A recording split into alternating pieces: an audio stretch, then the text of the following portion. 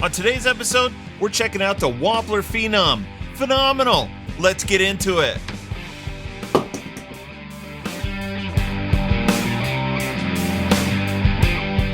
At this point, Wampler needs no introduction. His pedals are around the world, played by tens of thousands of guitarists, and his whole line is just fantastic. If you haven't played his pedals, I highly recommend go checking them out. One of my favorite pedals is the Wampler Phenom Distortion. To me, it was the best Marshall in a box sound that I had found. But because I'm addicted to pedals and buying and selling and trading, I got rid of it for this dumb, stupid reason. I'm an idiot. Anyways, today we're focusing on the Wampler Phenom, which is another amp-in-a-box tone. Not to get too specific, but Brian says it's close to a 5150. But don't take my word for it. I'll let him explain a little more about the pedal. The Phenom Distortion is a circuit I've been working on for a few years now. Years ago, we made several versions of a pedal called the Plextortion, but I never was 100% happy with it. So I restarted from the ground up using JFETs instead of op amps and clipping diodes. And in this arrangement, the FETs are driven much the same way that you would use tubes to distort a signal. It's a unique circuit. I wanted to get a bit more of an old 5150 type of flavor to it. Though keep in mind, I wouldn't necessarily call this an exact 5150 amp in a box sort of thing, but it certainly heads pretty close in that direction. Let's check it out. All right, let's talk a little more about JFETs as tubes.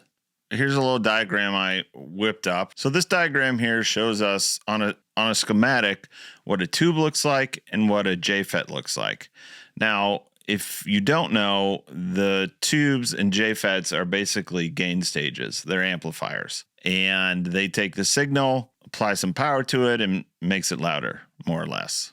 And there's other things that go around it that tell it how loud to make it. Your signal comes in through the grid or the gate. The power for the tube and the transistor are done through the plate or the drain. And then the ground connection is made through the source or the cathode. And so these are the gain stages that make up either amplifiers or pedals. So I wasn't able to find the Phenom schematic, but I found another circuit that uses the same technique that Brian made called the Tweed 57.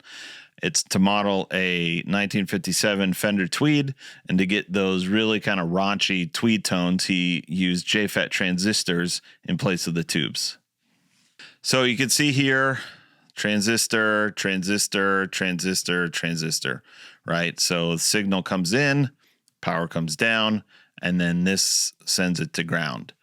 And so these gain stages combined, as you add gain stages together, that's what allows you to get that really smooth and crunchy distortion that we all know and love. Now, Brian did say that his was pretty close to a 5150, so I found that schematic, so let's take a look at that. So this is the preamp gain stage from a 5150. We can see these symbols right here are the tubes, right? So in a pedal, the transistors are here. But we can see the similarities. We have signal coming in, the power comes down, and then it goes to ground. Just like in the pedal version, signal comes in, power comes down, and then it goes to ground. So if you open up the pedal and look inside, you can see there are actually 5 bias points, which tells me there might be 5 gain stages within the Phenom versus the Tweed has 4 here. 1, 2, 3, 4. The 5150 has 5. 1, 2, 3. And so all these connections up here, if you look in the pedal, you'll see a bunch of bias points. And this is what determines how much power is sent to the transistor to get it to distort a certain way, more or less. But a little disclaimer, Brian says, do not touch the trims, those little trim knobs inside. Do not touch them. It'll void the warranty. It'll mess up the pedal. You don't want to do that. So just leave it alone and play it. Anyway, so I thought that was pretty cool to see this tube, JFET tube, in real life. So let's get into analyzing. Okay, here we go. We got the white noise going, got my headphones on. I want to hear the white noise, hear what the pedal's doing. Let's get into it. We're going to start by turning it on with all knobs at noon. See what happens. Whoa. Okay. So, pretty dramatic high roll off here. Not too big of a deal. Like I've said before, the guitar falls between 80 and 8 kilohertz. So maybe some high-end roll off here. So let's back the volume. Let's actually take the gain all the way down. Okay. Bring it back up. So it's interesting. Just this little high mid bump here. Let's bring the level all the way up. Let's see how much boost this has.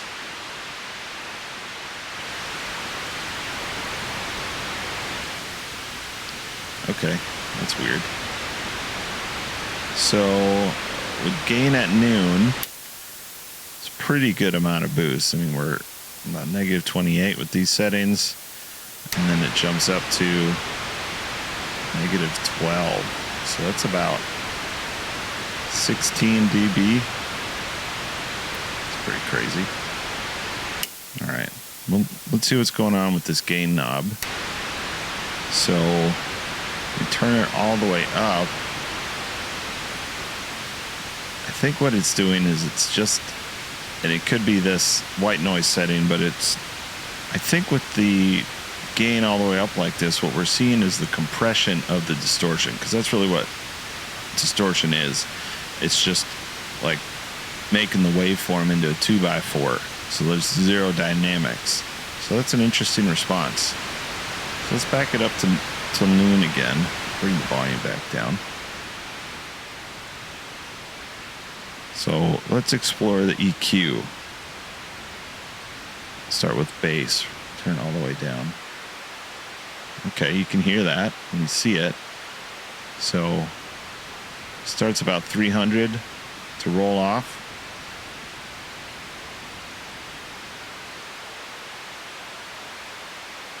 So it's pretty good active bass control. Let's see what we boost it to.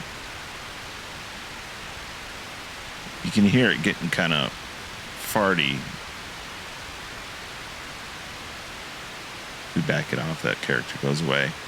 So that's pretty good. Let's check out the mids here. So that's kind of a upper mid response. Wow, that really scoops it. You can see that scoop there between 600 and 1K.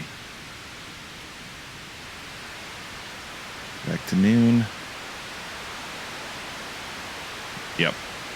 So between 600 and 2K, this mid is pretty effective. It's almost kind of a broadband response. Wide Q, as they would say. That's cool. And treble. Dial it back. Okay. So at about 800K, it starts to, 800 hertz starts to roll off the high end. It's a good boost too.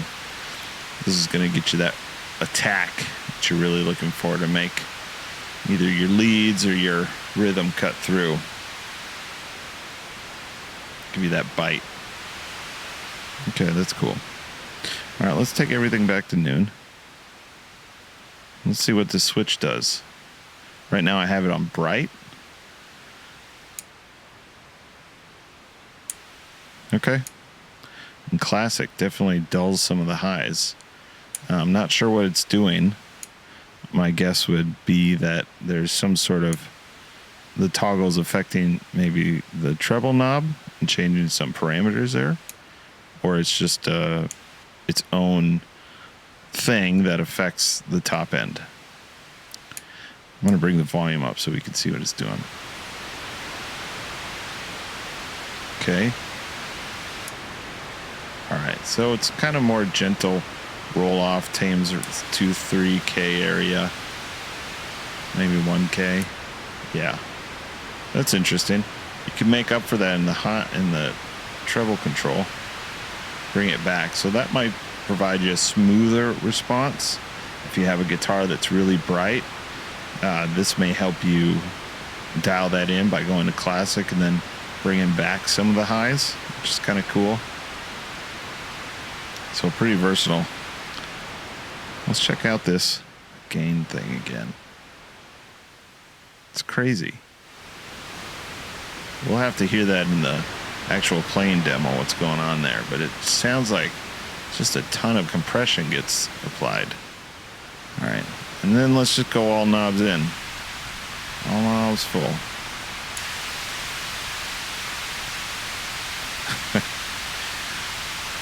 That's wild.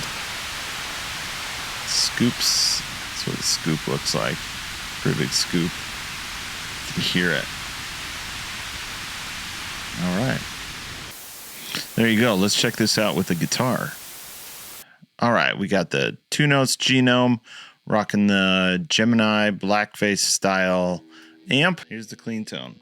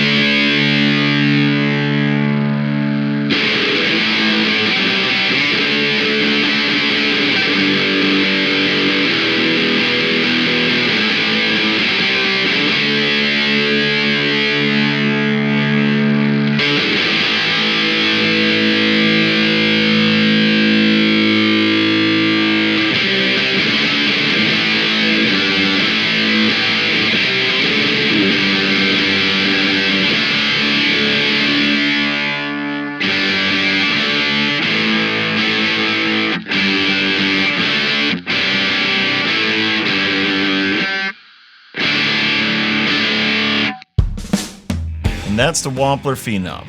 What'd you think? Love it? Hate it? Leave a comment below. I dig it.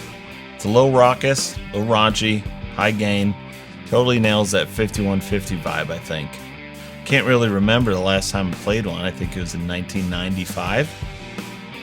Anyways, I want to take a moment just to say thank you for all the love so far. I really appreciate all the current subscribers. If you're not subscribed already, please go ahead and do so.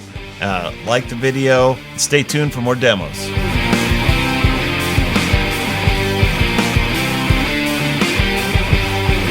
Wampler has been making pedals forever, and I love them. Everybody loves them. He makes so many pedals and so many good pedals